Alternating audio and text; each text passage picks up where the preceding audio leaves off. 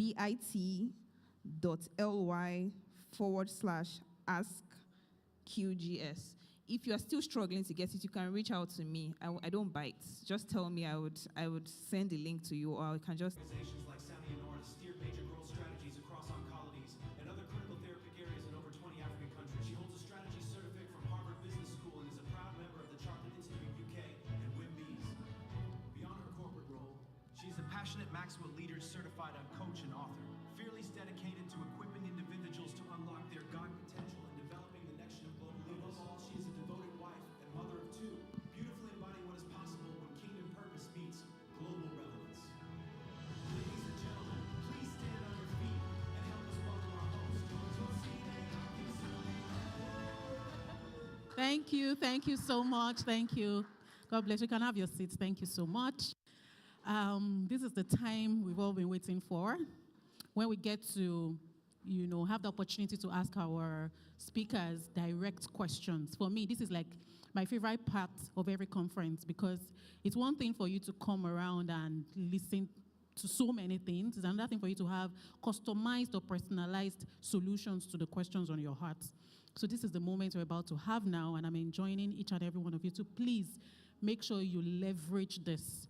You know what? You can go out here having absolute clarity about what you need to do next to 10,000x your business, because this is that year where we are trusting God for expansion. Okay? Do we have a deal? So please put in your questions on the link that has been provided. So in no particular order, I'm going to call up our amazing speakers to please come up stage, starting with Mr. Bayo Aderibigbe. A round of applause for him as he comes up stage. Thank you so much, sir. And to Mrs. Akintayo BC, please come up stage. Thank you so much. You can have your seat, sir. And to our very own Pastor Akin Sulire, please come up stage. Thank you so much. We are going to have an amazing time, and we are here for you. We are here absolutely for you. So please put in your questions. But before I go into the questions that has been shared, there is a very pertinent question that I would like to throw open, and maybe in the next 1 minute each, I would like you to respond to this.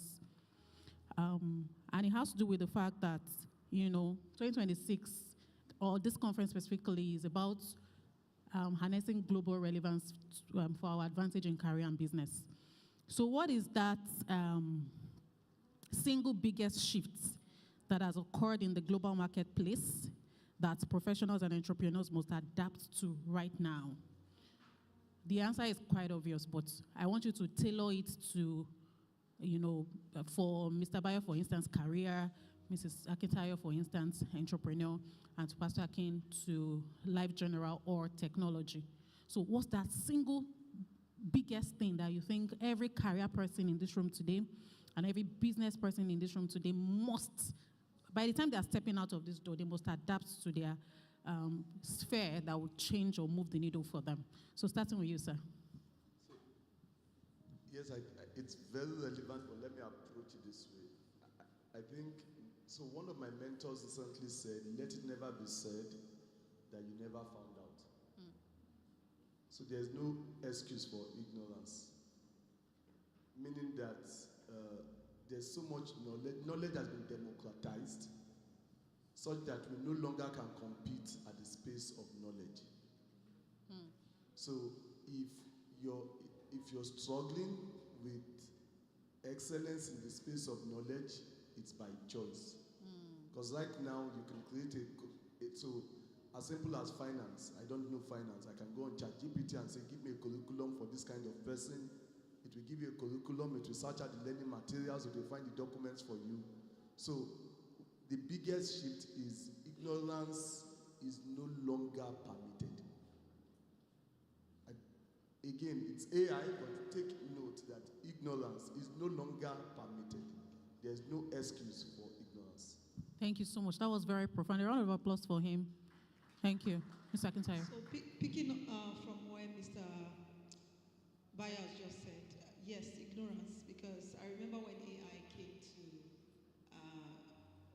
Nigeria, let me put it that way, not to the world, because it seems Nigeria sometimes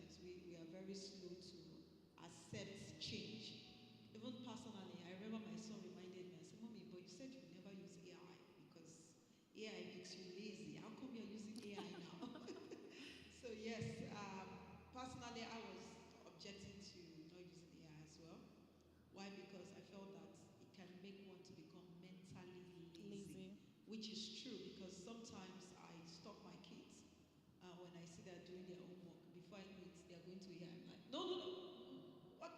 Because if we are not careful, we're going to be mentally lazy if we just focus everything on AI. But notwithstanding, in as much as we all know that AI has come to stay in the global marketplace, it is not going to replace our textbooks because AI can be wrong. Yeah. That's one of the things Hallucination. you need to understand. Yes, AI can be wrong. It suffers from hallucination. And if you are that individual that you are lacram lapo, you are this kind of person that doesn't even have real data, real facts, you can put a whole organization in trouble. I'm trying to remember, there's a particular company that actually puts a staff of the company put the company in trouble because it depended on AI and a lot of things happen in the organization. I can't remember when now. This is a global, I can't remember the name of Consulting the firm, company. Deloitte. Yes, yes, thank